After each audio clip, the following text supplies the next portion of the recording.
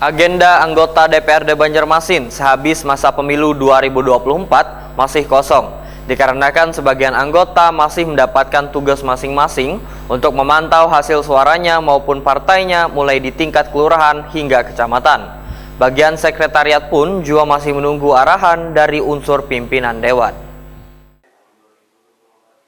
Agenda anggota DPRD Banjarmasin sehabis masa pemilu 2024 masih kosong, dikarenakan sebagian anggota masih mendapatkan tugas masing-masing untuk memantau hasil suaranya maupun partainya mulai di tingkat kelurahan hingga kecamatan. Sedangkan agenda keluar daerah pun masih belum ada karena menunggu aktivitas anggota dewan kemudian dilaksanakan rapat di Badan Musyawarah untuk mengatur jadwal kegiatan baik perjalanan keluar daerah, rapat-rapat maupun agenda lainnya. Bagian sekretariat pun masih menunggu arahan dari unsur pimpinan dewan.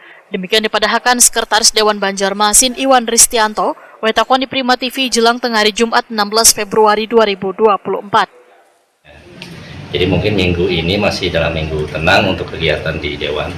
Untuk rencana keluar daerah ada agendanya apa? Belum ada lagi nih. Tadi kan setelah mungkin hari Senin sudah aktif, mereka turun ke kantor ya, setelah aktif. Mungkin baru bisa dibanduskan.